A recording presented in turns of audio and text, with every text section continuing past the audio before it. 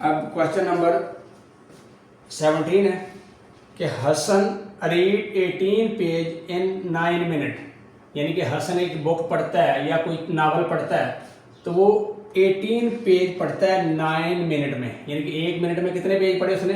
2 page. यहाँ तक हमें समझ आ जाए। कहता find the unit rate in page पर मिनट।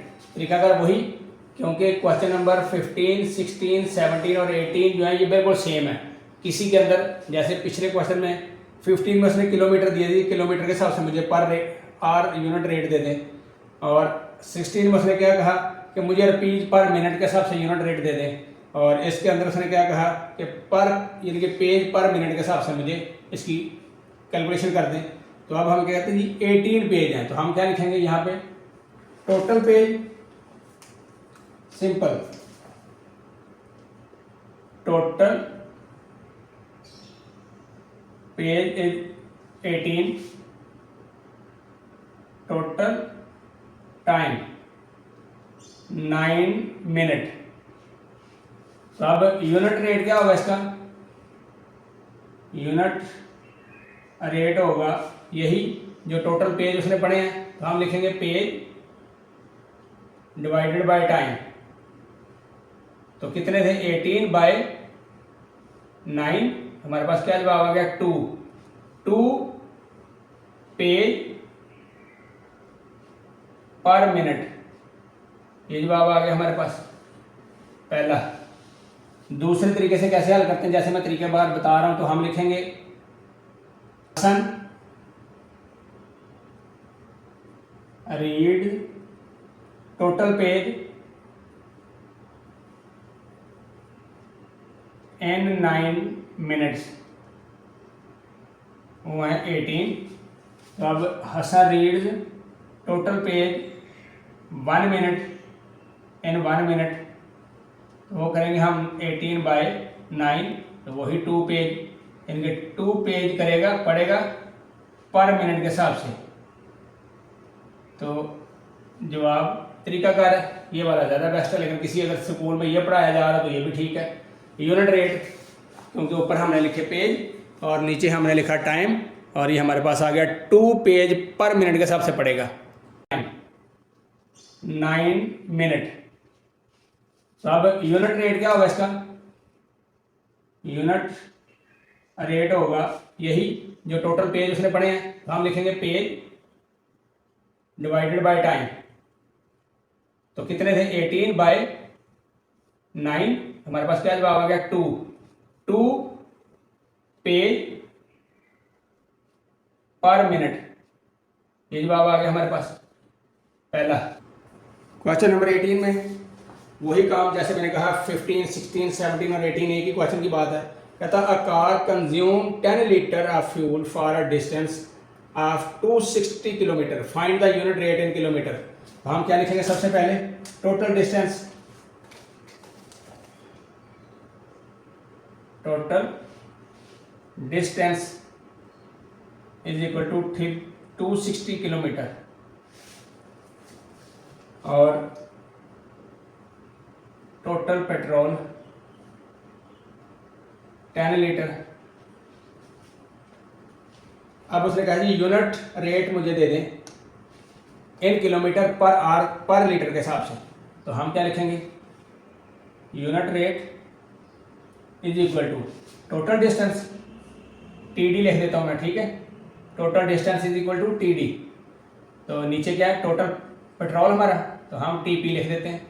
तो हमारे पास आ गया 260 बाय 10, तो ये 0 0 से कट गया, हमारे पास क्या आ गया? 26 किलोमीटर पर लीटर, ये हमारा जवाब है। क्वेश्चन नंबर 19 है। कहता a car travel 600 kilometre in 10 hours on Monday and 200 kilometre in 3 hours on Tuesday, यानी कि मंडे को वो चलती है 10 घंटे, सफ़र करती है 600 किलोमीटर, और फिर ट्यूसडे को वो चलती है 3 घंटे और सफ़र करती है 200 किलोमीटर। कहता what will be the average speed of the car. तो वही बात पीछे जो हमने करके आए हैं, यहाँ पे थोड़ा सा उसने क्वेश्चन को चेंज किया है, तो हम लिखेंगे टोटल डिस्टेंस पहले। ठीक है जी। टोटल डिस्टेंस पहले मालूम कर लेंगे, क्योंकि मंडे को जो चली फिर उसके बाद ट्यूसडे को चली, तो हम लिख लेते हैं total distance is equal to 600 kilometre plus 200 kilometre, तो हमारे पास आ गया 800 किलोमीटर। ठीक है जी। अब टोटल टाइम कितना लगाया उसने, total time is equal to, हमारे पास पहले दिन चली थी 10 घंटे यानी 10 आवर, यहाँ पे भी किलोमीटर लिख लें, और प्लस 2 आवर्स या 3 आवर, तो ये हमारे पास कितना टाइम बन गया 13 आवर।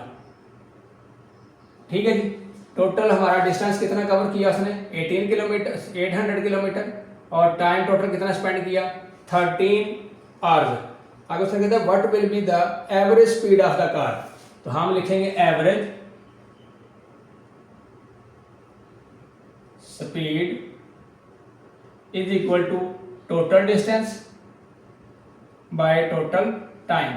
तो टोटल डिस्टेंस कितना हमारे पास 800 किलोमीटर और टाइम कितना है 13 आवर, तो हमारे पास क्या जवाब आ जाता है। अब हम इसको डिवाइड कर लेते हैं, 800 और 13 6 द 78 होता है। ठीक है जी। तो 2 कैरी 2 रिमाइंडर बचा और ये 0 आ गया नीचे, बन गया 20, ये बन गया 61, यानी कि 1 से हम इसको मल्टीपल करें तो 13 और ये 7 रिमाइंडर, यहाँ लगा 0 और यहाँ लगा पॉइंट, तो फिर यहाँ पे हमने 7 6 का 38 किया था, तो सॉरी 13 6 का 78 किया था, तो 13 5 का 65, हमारे पास आ गया रिमाइंडर 5, यहाँ लगा 0, और 13 4 का अगर करें तो 54 बनता है, सॉरी 52 बनता है। तो अगर 13 3 का करें तो 13 3 का 39, और ये हमारे पास बचा रिमाइंडर 9, और यहाँ बच गया 0, तो ये बन गया 110। तो 13 7 दा 91 और 13 8 दा 104, तो 13 8 दा 104, तो ये हमारे पास बच गया 6, यहाँ लगा 0, और ये फिर वही 13 4 दा, तो हम यहीं तक रहेंगे क्योंकि ये हमारे पास आ गया, स्पीड आ गई हमारे पास 61.5384 किलोमीटर पर आवर। ठीक है। तो अब हम इसका अगर राउंड ऑफ करें, तो राउंड ऑफ किया उसने 2 डेसिमल तक, ये वाले तक, तो जब 2 डेसिमल को हमने करना हो तो हम 3 डिजिट को चेक करते हैं, वो 8 है क्योंकि वो 5 से बड़ा है, तो हम इसमें एक प्लस करके लिख देंगे, हम लिख देंगे 61.53 की जगह 4 किलोमीटर पर आवर, ये हमारी एवरेज स्पीड होगी। क्वेश्चन नंबर 20 है, the cost price of an article is RS 3000। कहता है कॉस्ट प्राइस कितनी है, CP of article is equal to RS 3000। पहली बात उसने ये कर दी। और कहता है and the selling price is 5000, selling price 5000 rupees. तो अब यहाँ से हमें क्या पता चलता है, कॉस्ट उस पर ये लगी किसी चीज़ पे, सेल इतने में हुआ, तो इसका मतलब कि यहाँ उसको प्रॉफिट हुआ ना, तो उसने लिखा फाइंड द प्रॉफिट परसेंटेज।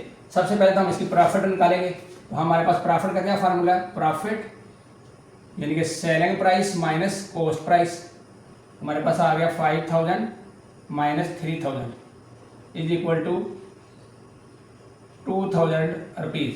ठीक है, ये हमारे पास आ गया प्रॉफिट। तो अब हम प्रॉफिट की परसेंटेज निकाल लेते हैं, profit percentage is equal to, हमारे पास प्रॉफिट है, profit divided by cost price, क्योंकि कॉस्ट प्राइस के ऊपर प्रॉफिट हुआ ना उसको, और मल्टीपल 100%। ठीक है जी। अब 100 लिखने का मतलब, ये परसेंटेज का मतलब वही 100 ही है, तो हम प्रॉफिट कितना है हमारे पास 2000, कॉस्ट प्राइस थी 3000 और मल्टीपल 100। क्लियर है जी। ये हम 30 से काट देते हैं, ये हमारे पास क्या बच गया 200/3। तो अब हम 200 को डिवाइड कर लेते हैं, 200 डिवाइडेड बाय 3, 3 6 दा 18, 2 रिमाइंडर यहाँ लगा 0 और ये 3 6 दा 18 और ये 2 यहाँ लगा 0 यहाँ लगा पॉइंट, तो 3 6 दा 18 अगेन 2 अगेन 18, यानी कि हमारे पास क्या चलता जाएगा 2 18 और अगेन हमारा जवाब क्या आता जाएगा 16.666। तो हमने अगर इसको राउंड ऑफ करना हो तो 67%। क्यों? क्योंकि ये 5 से बड़ा है और ये इसमें एक प्लस कर देंगे तो ये 67% ये वाला आंसर है। क्वेश्चन नंबर 21 में कहता था Ehsan bought a car for RS 15 lakh, यानी कि उसने कार कितने की खरीदी है 15 लाख की। तो हम लिख देंगे cost price of car is equal to 15 lakh and sold it for RS, यानी कि selling price of car is equal to 12 lakh rupees. कहता है फाइंड द लॉस परसेंटेज, तो उसको लॉस हुआ तो सबसे पहले हम इसको लॉस मालूम करते हैं। तो loss is equal to cost price minus selling price, क्योंकि जब प्रॉफिट होता है तो सेलिंग प्राइस बड़ी होती है ना, तो सेलिंग प्राइस पे हम selling price minus cost price करते हैं, और जब लॉस होता है तो हमारी असल वैल्यू से हमें कम कीमत में सेल करनी पड़ती है, तो हम असल वैल्यू से सेल प्राइस निकाल लेते हैं। तो हमारे पास क्या आ जाता है कॉस्ट प्राइस क्या थी 15 लाख और माइनस 12 लाख, हमारे पास जवाब क्या आ गया 15 में से 12 निकले थे 3, बाकी वही 0, यानी कि 3 लाख रुपीज उसको लॉस हुआ। तो अब हम लॉस के परसेंटेज निकाल लेते हैं। Loss percentage is equal to हमारे पास लॉस कितना है याद रखना है, ये 3 लाख और कॉस्ट कितनी थी हमारे पास 15 लाख मल्टीपल 100, ये 5050 से कटे तो 5 3 दा 15 और 5 को 100 पे डिवाइड करें तो 5 2 दा 10 और ये 7 का 0, तो यानी कि हमारे पास कितना लॉस हुआ उसको एहसन को 20%, यही इसका आंसर है। क्वेश्चन नंबर 22 में कहता है if the discount on an item RS 500, यानी कि हम लिख लेते हैं discount is equal to 500 rupees. आगे उसने कहा है and the selling price is 4000, selling price is equal to 400,000 rupees. तो कहते हैं find the mark price, mark price मुझे मालूम कर दें। तो मार्क प्राइस मालूम करने का फार्मूला क्या है, mark price is equal to selling price plus discount. तो सेलिंग प्राइस हमारे पास कितनी थी 4000 प्लस डिस्काउंट था 500, हमारे पास क्या आ गया 4500 रुपीज, ये उसकी मार्क प्राइस है, यही इसका जवाब है। क्वेश्चन नंबर 23 है कि अदील अर्न RS 1 लाख मंथली, हम कितना करेंगे monthly income is equal to 1 lakh rupees. तो हम यहाँ पे सालाना इनकम के ऊपर टैक्स देते हैं ना, तो हम लिख लेते हैं ईयरली इनकम, या फिर आप यहाँ भी लिख सकते हैं 12 मंथ इनकम, आपकी अपनी मर्जी है। तो यहाँ पे हमने क्या हुआ 1 लाख मल्टीपल 12, हमारे पास जवाब क्या आ गया 12 लाख, ठीक है जी। इनकम उसकी कितनी बन गई 12 लाख। अब आगे उसने बात जो की है वो कहता है find the amount of income tax on his income. तो सबसे पहले जो बात है वो, क्योंकि 6 लाख के ऊपर सरकार कहती है जी आपका कोई टैक्स नहीं है आपके ऊपर, टैक्सेबल इनकम एक्सीड 6 लाख, तो हम लिख लेते हैं एग्जेम्प्टेड कितना जी, एग्जेम्प्टेड अमाउंट वो है 6 लाख रुपीज, और टैक्सेबल अमाउंट क्या है, taxable amount is equal to 12,000 उसकी टोटल थी ना, सॉरी 12 लाख उसकी टोटल इनकम थी, 6 लाख उसकी एग्जेम्प्टेड है क्योंकि 6 लाख के ऊपर कोई टैक्स नहीं है, तो 12 में से 6 लाख माइनस कर लेते हैं, 12 लाख माइनस 6 लाख, हमारे पास टैक्सेबल अमाउंट कितनी आ गई 6 लाख, यानी कि 6 लाख के ऊपर हमने टैक्स देना है, 12 लाख के ऊपर टैक्स नहीं हमने देना। तो अब इसका रेट क्या है, अब इसका रेट है 2.5% of the amount exceeding RS, यानी कि 6 लाख के ऊपर अगर आपकी आमदन है 12 लाख तक, तो आपको टैक्स कितना पे करना पड़ता है 2% के हिसाब से। तो हम क्या लिखेंगे, रेट ऑफ टैक्स, वो कितना 2.5%। तो अब हम 2.5% इसका निकाल लेते हैं 6 लाख का। तो रेट क्या बना हमारे पास, हम लिखेंगे टैक्स अमाउंट, तो यहाँ पे 6 लाख मल्टीपल 2/2.5, और इस परसेंटेज का मतलब क्या होता है 100, और ये पॉइंट मैंने खत्म किया तो इसका 0 एक और लगा दो साथ, 30 बने, तो 30 से काट दे, पीछे बच गया 600, तो 600 को 25 से मल्टीपल कर लेते हैं, ये 2 0 लगे, और 6 5 का 30, एक 0 अगेन लगा, 3 कैरी, 6 2 का 12 और 3 15, ये हमारे पास आ गया कि उसको 15,000 जो है ये टैक्स पे करना पड़ेगा अगर उसकी इनकम 12 लाख रुपीज़ है। तो इसी का क्वेश्चन नंबर 23 मुकम्मल होता है। क्वेश्चन नंबर 24 में कहता है Jawar paid RS 10,000 as a property tax at the rate of 2%, find the total worth of the property, यानी कि उसकी जो उसने टैक्स पे किया वो कितना है, हम लिख लेते हैं tax amount is equal to 10,000 rupees. Rate क्या था जिसके ऊपर जो उसने जिस रेट के हिसाब से दिया, tax rate is equal to 2%। अब उसने कहा जी मुझे फाइंड द प्रॉपर्टी वर्थ दे दे, यानी कि हम क्या लिखेंगे, worth of property is equal to, हमारे पास कुछ नहीं है, ये पूछा उसने, हम इसको लिख लेते हैं लेट करके, ये इज इक्वल टू एक्स के बराबर है, ठीक है। Worth of property is equal to X, हमने ये मालूम करके देना उसको। तो इसका एक फार्मूला है हमारे पास, क्योंकि फार्मूला क्या है, अमाउंट ऑफ प्रॉपर्टी टैक्स, मैंने पीटी लिख दिया, ठीक है जी, प्रॉपर्टी टैक्स दी थी उसने अमाउंट की, तो रेट मल्टीपल वर्थ, यानी कि जो उसकी वर्थ है। तो ये कितना पे किया उसने 10,000, और रेट कितना था 2/100, क्योंकि परसेंटेज का मतलब क्या होता है 100, और मल्टीपल वर्थ, क्योंकि हमें वर्थ मालूम करनी है।